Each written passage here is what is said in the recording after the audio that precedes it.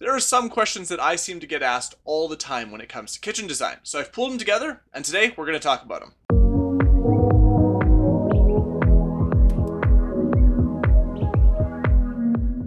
Welcome back to the channel, everyone. It's great to have all of you here. Another Sunday, another day we're hanging out together. It's been a crazy week, just flying by, so thanks for keeping me busy.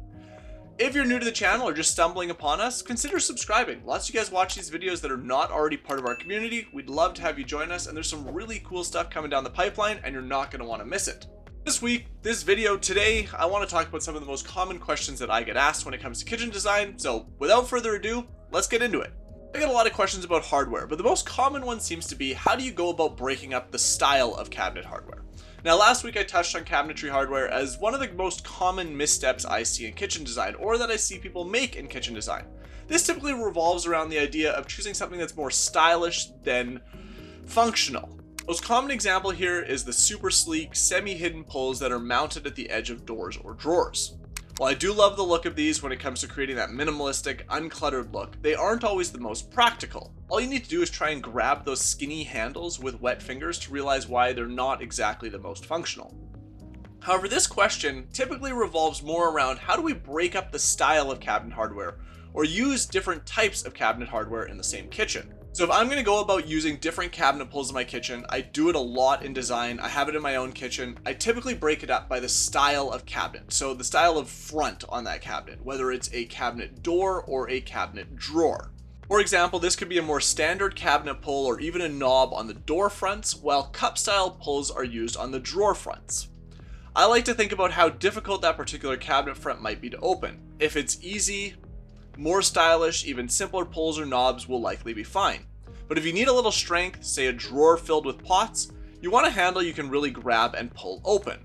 So when it comes to your hardware, don't be afraid to mix and match, just do it in a sensible manner. Alright, moving on to the next question I get asked all the time is, what software do you use?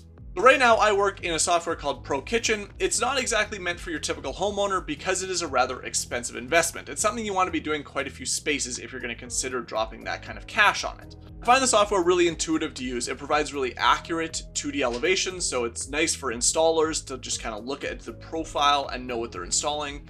The 3D renderings are quite good. They give you a really good accurate visual representation of what your kitchen or your space will look like when the project is finished.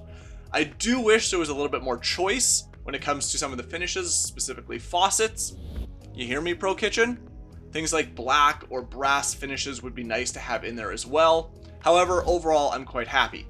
Now, all that being said, I am working with a company right now on another kitchen software that we'll see a little more, maybe. It's too early to tell. We'll save that for another video. Which do you pick first? Cabinets, flooring, maybe a backsplash, or your countertops? I get asked some form of this quite often. So let me see if I can unpack this, because it's a rather loaded question and there's a lot going on up in my brain. I typically decide on my cabinets first for my kitchen. This is going to be your dominant color or dominant tone and can really set the mood or the aesthetic of the overall space. And I don't typically like to just pick something because it works. Therefore, taking time to decide on color or wood tone or even two-tone cabinets will help you narrow down the rest of your design choices.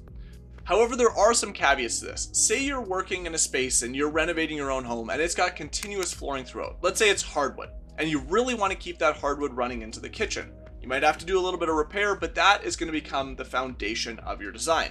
So from there, I'll typically go about picking cabinets that fit well with that flooring, and those two choices then will dictate a lot of the rest of the finishes I go with.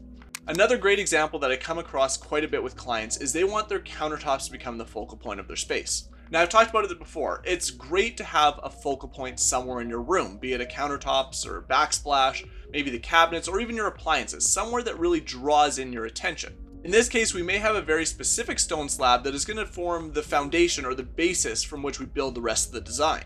From that point, I can go about choosing my cabinets and my backsplash and my countertops more or less at the same time, because they really all need to work together to support that main role of those countertops, that main focal point of the kitchen. Now, one thing to consider here is if you do go with really bold countertops in your kitchen, it's probably a good idea to take a little bit more of a subdued approach, specifically with your backsplash, so that the two aren't competing for attention. So this next question I get quite often, and it's one I really like. What's with all the windows behind the sinks in these kitchens? And it's something I didn't really know the answer to. It's just something we've always done in design in North America. However, I did a little bit of digging, and the real answer, the real reasoning behind it is not what I thought at all. So what I found out is basically back in the day when we had these kitchens, there wasn't running water in them, obviously, and it was easiest to have a window directly behind the sink, so after you were done washing dishes in your basin, you could just simply throw the water out the window. From there, it is believed to have stuck around for parents that wanted to watch over kids that were maybe playing in the side yard or the backyard while they were cleaning up after dinner. Now it's more or less just ingrained in North American kitchen design. The reason I say North American kitchen design because it's not that popular in a lot of other places around the world. There are exceptions to this, obviously. Islands are becoming kind of the biggest disruptor to that, where we're seeing the sink in the island far more often, but it's not something I see changing anytime soon. How do you deal with corner wall cabinets in a kitchen? Well, let's start out by saying that corners in a kitchen are the bane of everyone's existence, and they're always going to be a sore point when it comes to designing or planning your space. And corner wall cabinets maybe even more so. This is actually why I completely framed out the corner for a client design I'm working on right now. It freed me from the corner in some sorts, and really hammered home that Scandi style of design, uncluttered, clean lines. But more on that in another video. In most cases though, I try and approach the corners in the kitchen really pragmatically. If I can stop a row of cabinets there, I will. In many kitchens, we don't need wall cabinets on every single wall wrapping around the whole kitchen. Sometimes it is worth being selective about where you add cabinets in the design. It's also worth taking the time to see if you actually have items to store in each cabinet. Empty space always finds a way of filling up. Now, if I do have to wrap around that corner, whether it's for more storage or simply just the aesthetic nature of the overall kitchen, sometimes we have these spaces that need something that wraps in that corner to balance out the design. I approach it in a relatively specific order. First of all, if you've got a corner wall cabinet, you don't need the storage though, block it off entirely and just forget that corner of your wall exists.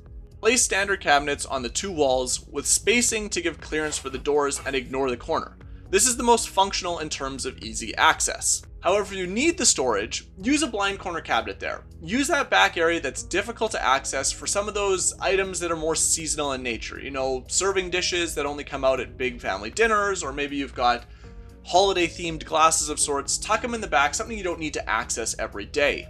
Finally, I try and avoid angled corner cabinets if possible, unless there is no other choice. These are difficult to access the back, visually heavy, and tend to look dated. However, sometimes they are needed for symmetry or simply because of spacing.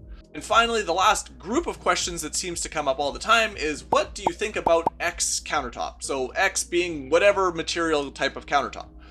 For this, I'm going to direct you over to our video series, Countertops 101. I spent the better part of a couple months diving into all the pros and cons and durability, maintenance requirements of some of the most common materials choices out there. Pretty much everything you could want to know about those countertops. So for that, link there or up there in one of the corners. I'll also throw a link down in the description below. That wraps up this iteration or this round of common questions. Hopefully you enjoyed it. Let me know if you enjoyed it and you took some value or got something out of this type of video. And if you have questions of your own, make sure to leave them down below. I always try and take the time to go down there and answer questions or comments that are left below the videos. With that, thanks a ton for watching. Thanks for joining me this week. Until next time, bye-bye.